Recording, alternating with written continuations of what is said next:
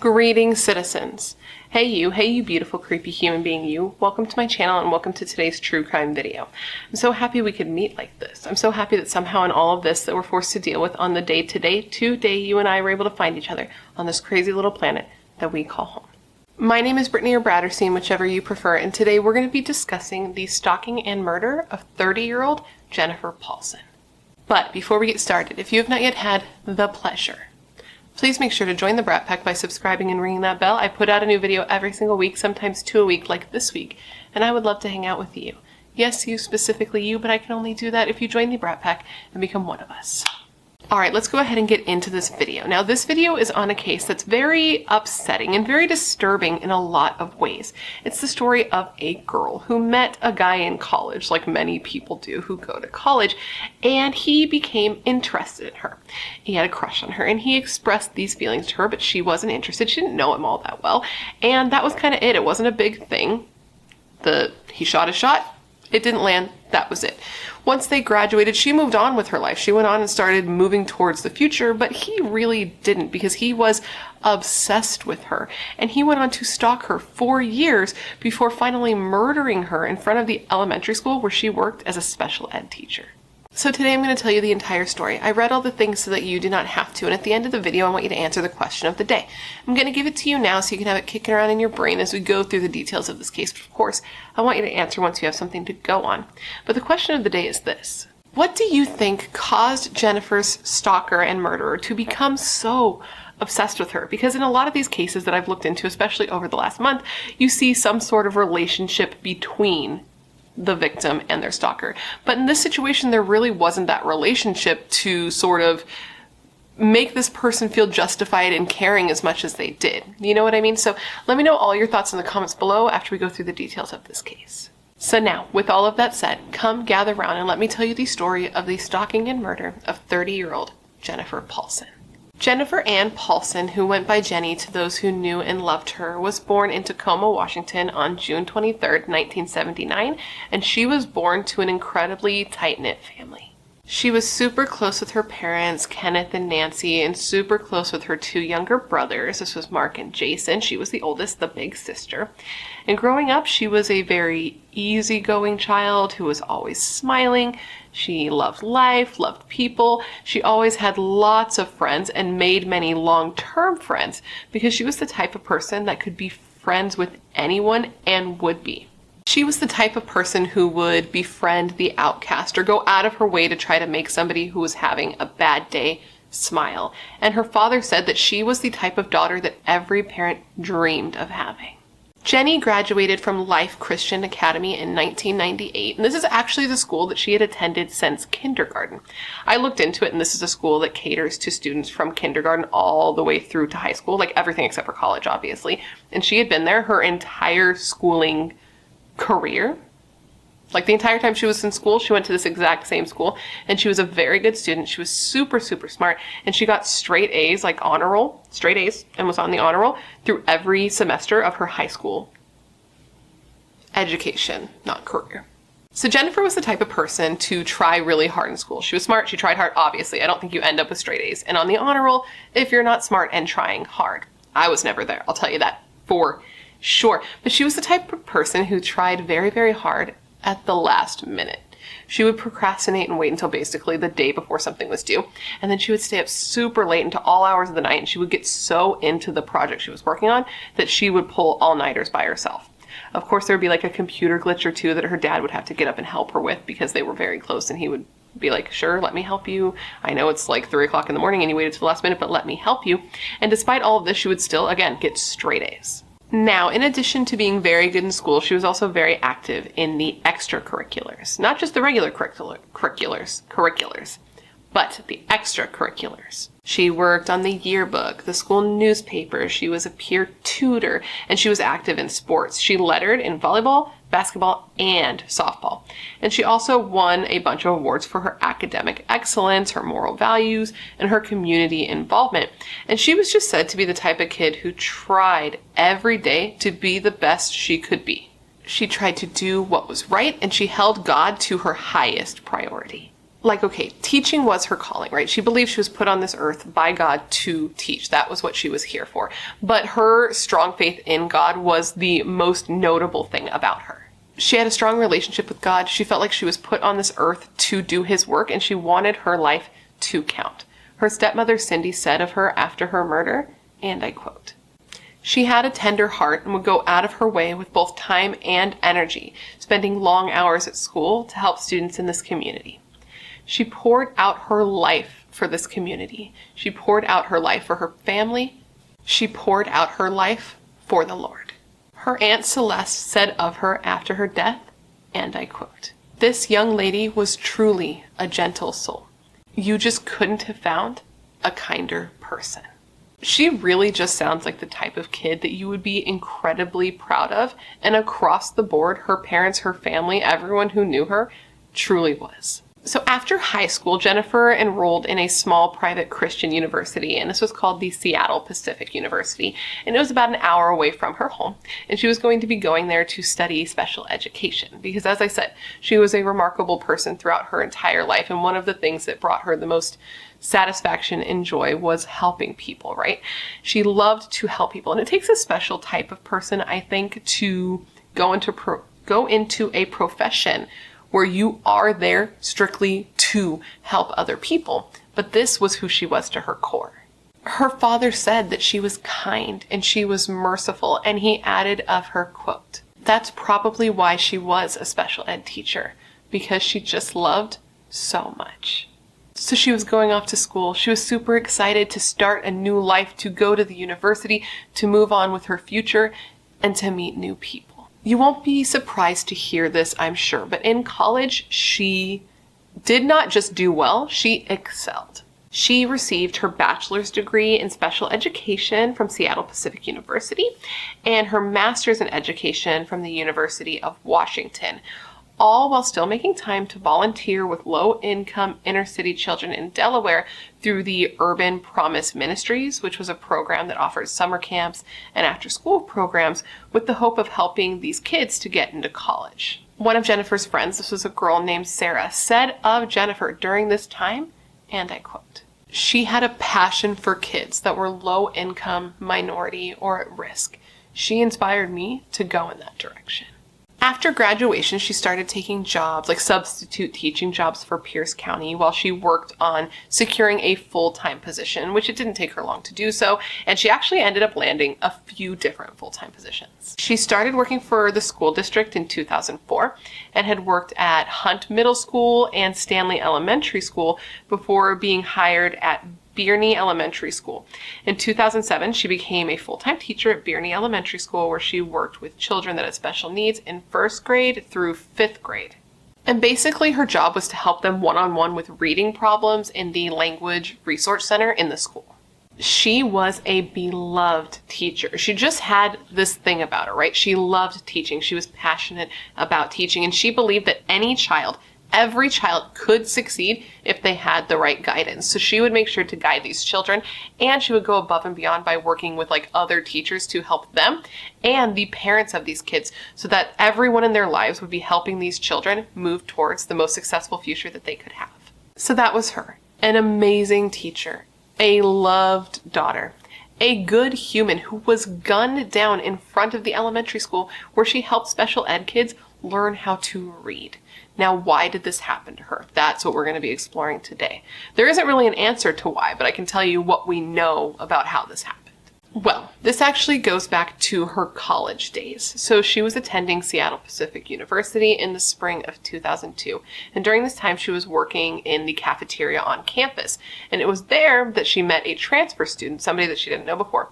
This was a guy named Jed Waits. Now, Jed, by all accounts, was said to be a pretty normal kid. Friends who knew him in high school said that he wasn't dark or disturbed outwardly. He didn't wear all black or trench coats or say weird shit, talk about murder, blowing things up or anything like that. Nothing that you would picture in your mind for somebody who would go on to do something this heinous. At least this is how it was described in things that people who knew him said. Because I don't think if you wear a trench coat or wear black, you're going to be that type of person. But you know, there's that correlation. And this is what people said when they were talking about him. They were like, he didn't do any of these things, so how could he be disturbed enough to go on to do something like this? This is intense, this is crazy. Most people who knew him throughout his years just said that he was just like a nice guy. He was kind of artsy, he was involved in the drama department, getting small roles in plays, and he also drew cartoons for the school paper and the yearbook. He would create posters and flyers for a youth group in school, and he was just said to have a knack for art. And if you described something to him, that like what you wanted him to draw, he could create it right there on the spot. He was quick, efficient, he always made his deadlines. There was just like nothing weird about him. He was also the leader in the Mercer Creek Church youth group because he was very knowledgeable on the Bible.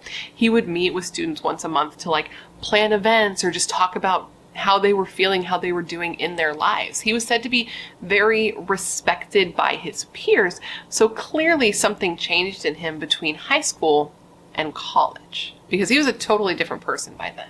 Or perhaps he just was showing his true colors by then. Who's to say that that wasn't who he always was? We don't know. By the time Jenny met him in college, she thought he was like a little bit weird. He was a little bit of a loner, but he was seen to be like a harmless person. He knew people that she knew. They had mutual friends, so they got to know each other, but not especially well. They would just, hang out in the same circles. If all the people were together, they would both be there. And everybody seemed to like him, but they also said that he was just like a little bit socially awkward. He would interject himself in conversations that he wasn't a part of, and he just seemed to try a little bit too hard with people. And one of these people he tried a little bit too hard with was Jennifer, because shortly after meeting her, he had already developed a little bit of a crush on her, and he had even already asked her out, but she had turned him down. She wasn't interested in dating him or dating anybody at all, actually. She never dated. All through college, she never had a boyfriend. She was far too focused and busy with everything else in her life, and she was really focused on school. She would take 20 credits each quarter when you only needed 12 to be considered full-time. So she was going above and beyond what she needed to do. Plus, she was working in the cafeteria. So even if she wanted to date somebody, which she didn't, she wouldn't have had time to anyway. So again, he tells her he's interested in her. He asks her out. She turns him down, and his reaction surprised her and shocked her because he did not take this well. He was literally one of those guys who hits you up. This never happened to me, but I know this happens to people. That hits you up, and when you tell them that you're not interested or you ignore them, they're like, oh, well, you were fucking ugly anyway. He was one of those guys. And his reaction was very extreme for the situation because, again, she knew him, but not like that. Anyways, life moved on. Nothing weird really happened in college after that. They both just kind of moved on. They both graduated in 2003 with her getting her degree in special education and him getting his degree in English. And then they left school and went on with their lives with her thinking that she'd never even see him again. So after college, Jennifer ends up getting a job. She moves back in with her parents and she starts saving money to buy a house. She was a very determined lady. She wanted something that was hers to own, and she was working towards it. So she had been there a while living at her parents' house when somehow Jed got her parents' home phone number and one day just called her out of the blue. He tells her that he had been in the Army National Guard in Kuwait and had just gotten back, and from that day on, he started to call Jennifer. It started slow, and it was definitely weird to her because she was like, how did he get this number? I didn't give him this number, so how did he just happen to come upon it? But it was at a point at this point. It wasn't too extreme, right? He wasn't calling her incessantly yet. It was just the occasional call. So she was just kind of it's a little weird, but what are you gonna do? So time marches on, and by fall of 2006, Jennifer had actually worked hard enough and saved enough money to buy her own house. It was just 2 miles away from her family's house, which was great because, they were very close-knit. Now she could stay really close by, but also have her own place. She bought a freaking house. Can you imagine that at that age, being a homeowner? Not me, not in this economy, but she did. And she was super excited to go and move in. She moved in all of her stuff. She was ready to start her new life. And then her phone there rang too. Somehow he had gotten her new number at this home too. So he gets her number at her parents' house. She didn't give him this number. He gets this number. He calls her there. He gets the number to her new home. She didn't give him this number, but he calls her there. He gets the number to her cell phone that she did not give him, and he calls her there. And it gets to the point he's calling so much that she's like, what is going on? Like, I barely know this guy. I don't want to talk to this guy, but she's also a nice person, right? So she decides to stop taking his calls. He calls over and over and over. She stops taking his calls. But being the polite person she was, she would call him back. She would just wait a while to do it. She would wait a couple days until he was like in a better state of mind where she thought maybe he had like calmed down a little bit and wasn't just calling her over and over and over. And what was super weird about this is when she would finally call him back, usually he didn't answer, which is super strange. Don't know what that was all about, but this would go on for months of him calling her over and over and over, her ignoring him, her finally going to call him back, him not answering. This was like a cycle that kept happening until all of a sudden one day it just stopped. For almost a year, she didn't hear anything. And she thought, okay, that was weird, but maybe he got the picture. Maybe he knows I'm not interested. Maybe he's found somebody. Maybe he's moved on. But she was wrong, because about a year later, so it's been 1 year, he calls her again. And this was sort of his routine with her. He would call her, wait for a period of time, not call her at all, then start calling her again. What he'd usually do was call her once a year. So he would pick a time of the year, he would call her. And he would call her incessantly, like 10 to 15 times a day. And then just as quickly as it started, it would stop. He would wait another entire year, and then he would start up again. And he did this over and over for years. He stalked her like this for 7 years. In 2008, though, which was 5 years after graduation, so she had been dealing with this for a while at this point, things escalated, right? Because phone calls, that's annoying, that's scary, but like, it's just phone calls. But it was during this time, in 2008, that he showed up at her work.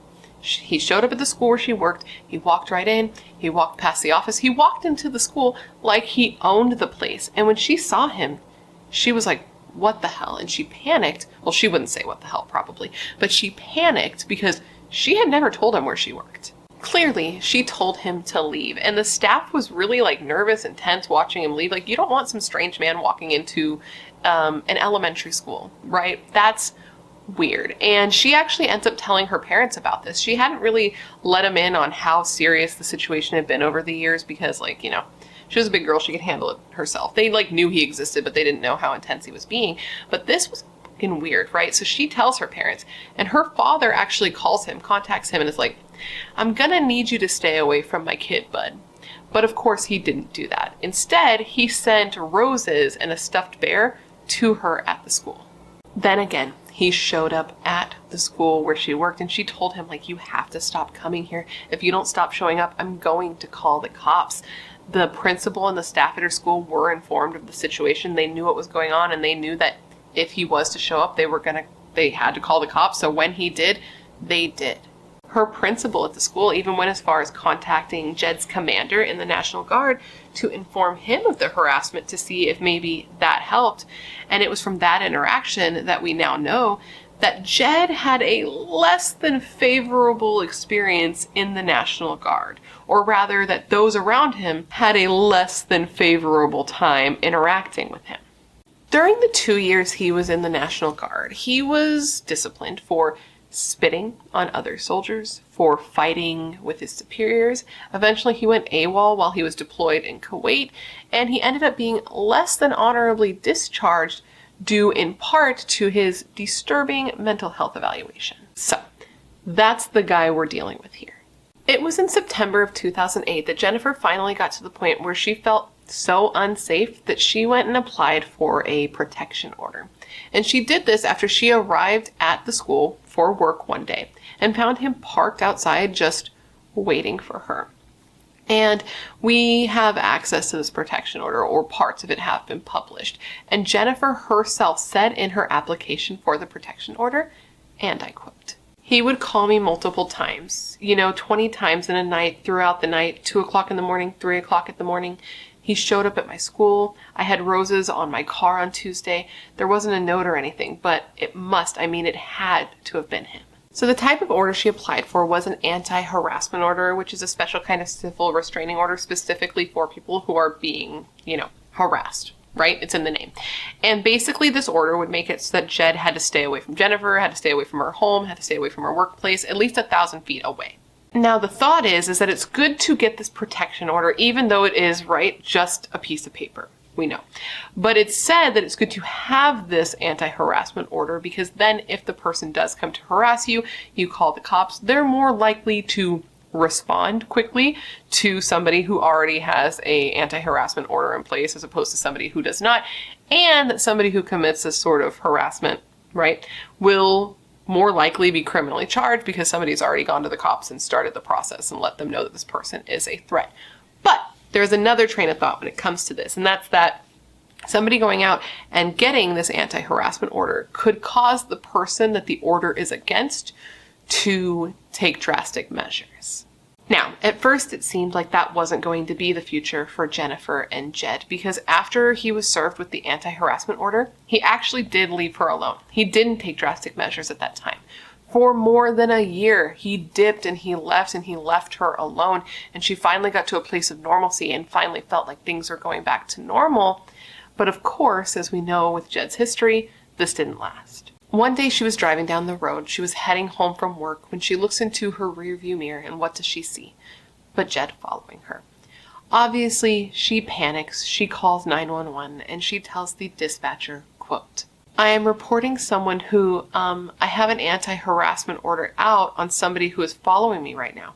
He's honking at me. He's trying to talk to me."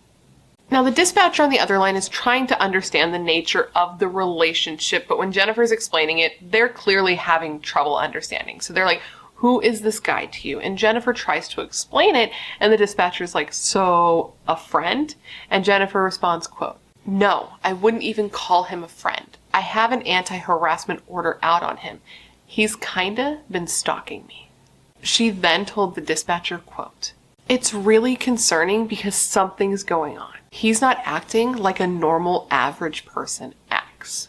So the dispatcher stays on the line with Jennifer while she's driving, and the dispatcher has officers dispatched to her location. And she's driving towards the police station, but she doesn't make it all the way there. About a block from the police station, she turns into the parking lot of a Shell gas station, and Jed follows right behind her, and he finds that there are a bunch of cops just waiting there for him, and he is promptly arrested. And this was 1 week before Jennifer was murdered. So Jed goes to trial for violating the protection order, the anti-harassment order rather, and he pleads not guilty. Now, normally in these types of cases in this place, the bail would be set at about $2,000. But the police and the prosecution asked the judge to set a higher bail because his behavior had been so erratic. So the judge agreed to set the bail at $10,000, but Jed was able to make bail. So 4 days after he was arrested, he was released, and this was 3 days before he would go on to murder Jennifer. So now when Jennifer found out that Jed had been released on bail, she panicked. Her whole family panicked. Her dad and her stepmom were like, "Please just stay out of your apartment. Don't go home." And she's like, "Don't worry, I won't go home." She had already called her mom, and her mom had told her to get out of the house, and she had agreed to go and stay with her mother. And as soon as her mother saw her, she just crumbled and fell apart and started crying and was like, "I love you so much. I just can't lose you." Like, she was scared. Everyone was scared. Her mother told her, like, "Stay here, stay with me, stay as long as you want. Me and my husband, we will drive you to and from work. We will keep you safe." And Jennifer told her not to worry, that everything would be fine. And then she told her mom she wanted to pray for Jed. She wanted to pray for the man who was making her so miserable. And her stepmother later said of this fact, and I quote, "She wasn't just mushy compassionate. She lived her compassion." So now we move on to the day of the murder. It's February 26, 2010. It's about 7:30 in the morning, and Jennifer arrives at the school ready to teach her Friday morning class. It was early, so the 400 students ranging from kindergarten to 5th grade weren't there yet, thankfully. So she shows up ready to just have a normal day of work, having no idea that Jed had been there since 5:30 in the morning. He got there 2 hours before her and was just sitting in his car waiting for her to get there. As she got out of her car and was just walking into the school to do her job, Jed got out of the car and advanced on her down the walkway towards the entrance of the school and opened fire. Once he shot her once, she landed on her stomach, and he shot her in the back over and over. It was reported that he shot her 7 times. Now, when the shots started ringing out, there was a man named Omar who lived across the street from the school, and he started to hear them, so he went to his window and he looked out. He said he heard shots and he heard a woman screaming at the top of her lungs, excuse me. And by the time he got to his window, he saw that the man was running away from the school in the middle of the street, shooting wildly, not only at Jennifer, but also at another man who just happened to witness what was happening and luckily walked away from this unharmed. The shooter was wearing a hat and white gloves and jumped into a tan Honda Accord before taking off, and moments later a custodian in the school ran out screaming for somebody to call 911. So the cops were called, and Omar, the neighbor, ran from his house and ran across the street to try to help Jennifer, who was laying at the base of a large evergreen tree, and she was just in terrible shape. She was bleeding profusely. There was blood coming out of her mouth, and he said it was clear that she was already dead. Everything had just happened so fast. Now, shortly after all of this happened, Jennifer's mother learned that there had been a shooting at her school, and she knew immediately that it was her daughter. She knew it in her gut, she knew it in her heart, and she called Jennifer's dad, and he rushed over to the campus, and that's when he learned that, yes, his daughter had been shot. Oh, this part's gonna break my heart, I'm sorry. I got chills through my whole body. So he learns that she had been shot, and he asks okay, what hospital are you taking her to? And that's when he learned that she wasn't being transported to any hospital. And it was in that moment that he knew that she was gone. Obviously, the school was closed for the day, and the students that were already on their way to the campus, because school was going to start soon, were diverted to a nearby community center where they could, be picked up by their parents and all of that jazz. And then the staff at the school was taken to another location off campus where they could all meet up and talk and try to process what they had just all, what was going on. Now, even though Jed was gone, he wasn't free because people had seen his car, witnesses had seen his car and could describe it to police, and people knew right away that Jed had done this because people knew the history between him and Jennifer. So with that, about 20 minutes after the shooting, a police officer pulled over Jed's car. He was in the parking lot of a daycare center about 10 miles away from the school where he had just murdered Jennifer. The officer said that they knew when they were pulling him over that they were pulling over a man who had just been involved in a shooting. So they were very careful moving forward with this stop because they had no idea what may happen.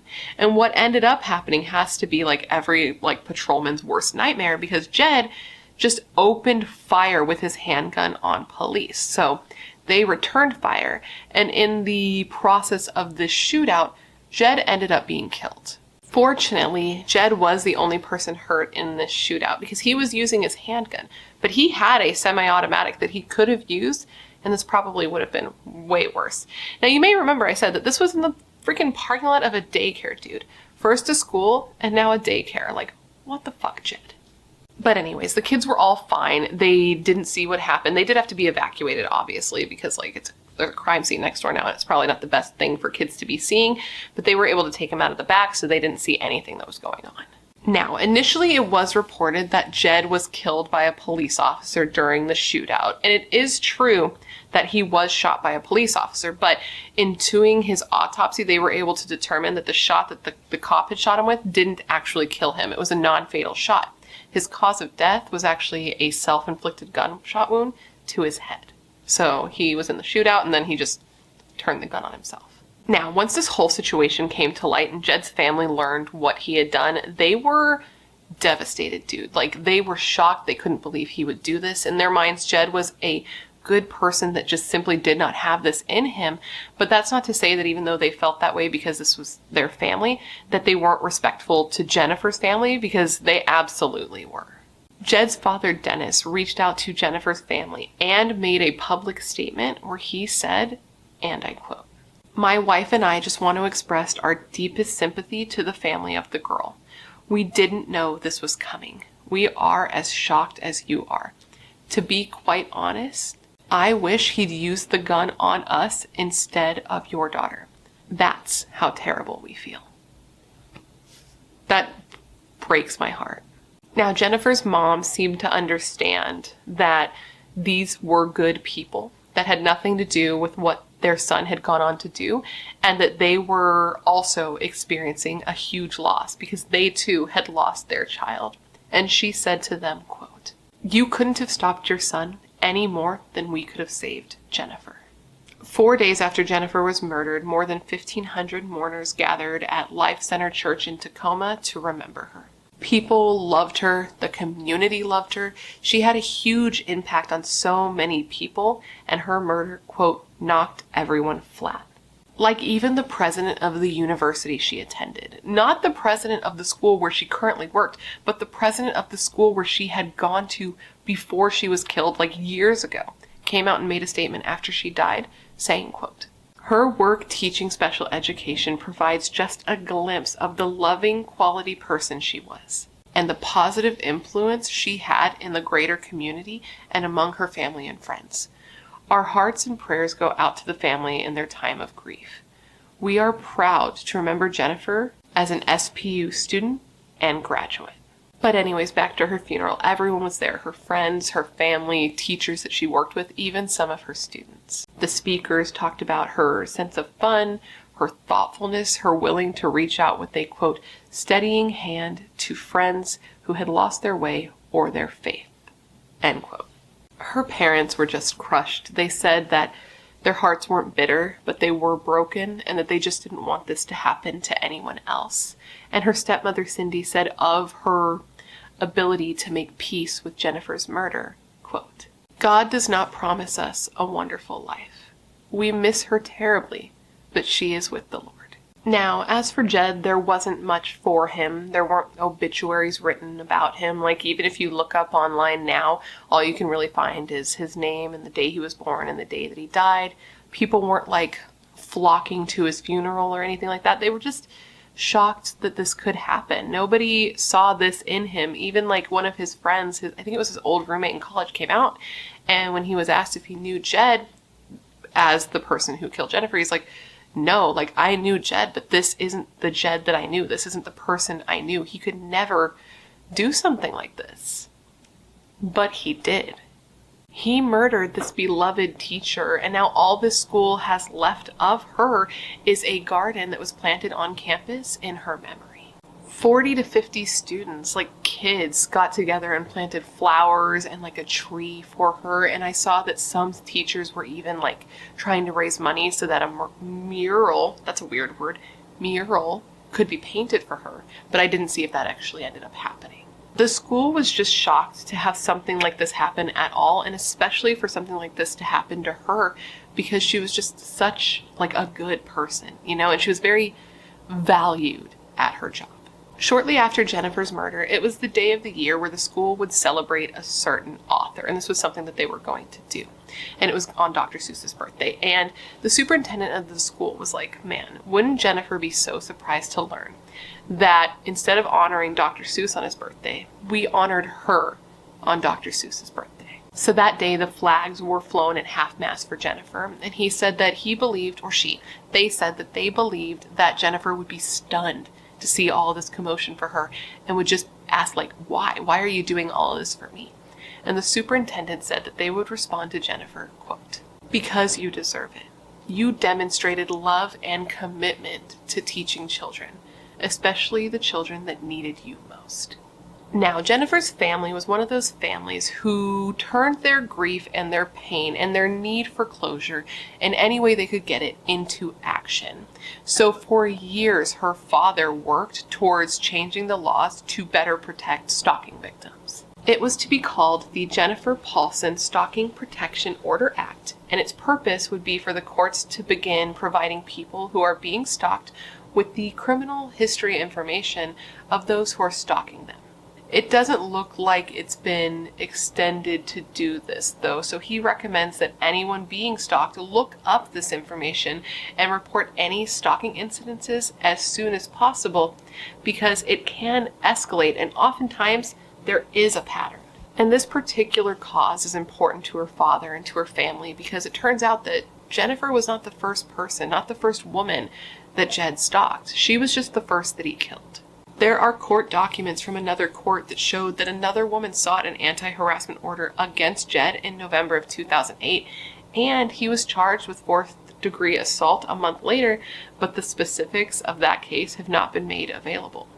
The Jennifer Paulson Stalking Protection Order and Act also reclassifies stalking as both physical and online, where, quote, the suspect makes repeated attempts to contact, monitor, track, or follow someone, making them feel threatened or frightened. It also requires stalkers, in some cases, to be electronically monitored. And this could have helped Jennifer, because if she had pulled up to that school and been able to see that he was there, she could have left and she may still be alive. According to the Jennifer Paulson Stalking Protection Order Act, stalking is a crime that affects 3.4 million people over the age of 18 every year in the United States. And before this was passed, the court orders issued only address cases of domestic violence and harassment, ordering the stalker to simply just stay away. Now, Ken sees this law being signed and passed as a huge deal. He knows that it's going to help countless victims. And he also, and this I think just shows what kind of heart this man has, because he also said that he sees it as an opportunity for the stalker themselves to take time to help themselves before they get to the point that Jed got to, before they get like that far gone. And he said that he hopes that this law, spreads to other places and gets stronger, and said that though it being signed and it being done does bring closure, he also said that he doesn't think it's going to totally solve the problem either. He's being very realistic. He said that he does not believe that this law being in effect is going to stop somebody who's already over the edge from doing something violent, just like Jed did, but he believes that this will help give the victim the opportunity to run. Either way, the new law is being seen as a huge win, with Senator Steve Conway of Tacoma saying that with this new law, they're able to give victims and law enforcement a new tool and are saving women from stalkers by sending a new, quote, unmistakable message. And that message is to keep away. Ken just wants people who are being stalked to realize that it can escalate so quickly. It might seem totally harmless at first, but you have no idea what's going to trigger these people to get to a point where things are just like deadly in their head, where they get to the mindset of, well, if I can't have her or him or them, no one can. And once they get to that mindset, you have no idea what they're going to do. And sometimes they get to a point where they will do whatever they have to do to keep themselves in control of the situation, even if that means stealing this person's future. And that's exactly what Jed did. Jennifer had a lot of plans for her future. She wanted to get married, she wanted to have kids, and now she can't. Now her mother can never hold her grandbabies. And her mother said of her daughter, quote, she was too sweet. She was kind. She never spoke bad about anybody. Why would anybody hurt my Jenny? Which, that just breaks my heart, because it's just so clear that her family loved her and miss her tremendously. And it really is just like her father said. You never know which goodbye could be the last to those you love.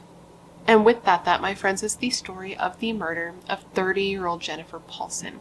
I hope you found my telling of her case to be informative, and I hope it made sense. And of course, I just want to thank you for hanging out and remembering Jennifer with me today. And now, considering everything I told you throughout this video, I want to revisit the question of the day, and that is this. What do you think caused Jed to get to this point of obsession with Jennifer? Because in a lot of these cases, you see that there's at least some sort of relationship there, something that existed between the two beforehand to make a person feel like they have the right to care this much, even if they don't, right? But with Jed, that just doesn't seem to be the case. They knew each other, but not that well. They didn't have like a real relationship, not even really a friendship before this. So like, what do you think happened here? Let me know all your thoughts in the comments below, because I'm really curious as to what you may think. Anyways, guys, before you leave, please don't forget to leave me a comment in the comment section below, letting me know what case you'd like to see me cover in the future. As you know, I have a long list of cases, but whenever you leave a suggestion, I put it on my list with your name next to it so that if I cover it, I can give you a shout out. I love looking into the cases you guys suggest, because they're often cases I haven't heard of or cases that need more coverage, and I know you're filled with good ideas and good taste, otherwise you would not be here. If you haven't already, please don't forget to join the Brat Pack by subscribing and ringing the bell. I put out a new video every single week, sometimes 2 a week, and I would love to hang out with you. Yes, you specifically you, but I can only do that if you join the Brat Pack and become one of us. One of us, one of us, one of us. And if you want to hang out more consistently, all my social media is listed down below for your convenience, along with a link to my membership, where you get early access to non-sponsored videos, priority comment responses, things like that, and a link to my merch store, because you guys have been asking me to bring back merch, so I finally brought back some merch. And now with all of that said, I just want to thank you for being here when you could literally be anywhere else in the world. Ooh, wait, actually, I have a question for you.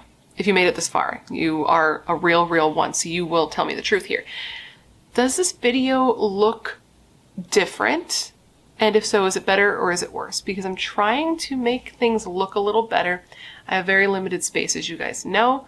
I have a 1-bedroom apartment with a baby, and I film in front of my couch. This is my couch, but I'm trying to make it look better with the lighting. I changed some, settings on my camera. So let me know if it looks better. It probably sounds better because I don't have the air conditioner on, because we are finally in fall. But as far as the visuals, let me know what you think in the comments. I'm also going to be playing with my thumbnails and stuff. I'm just going to make making some little tweaks here and there. So let me know. But now, with all of that said, I just want to thank you for being here when you could literally be anywhere else in the world. That is tight. You are tight. Please stay safe and be a better person than you were yesterday. And I hope to see you in my next video. Bye.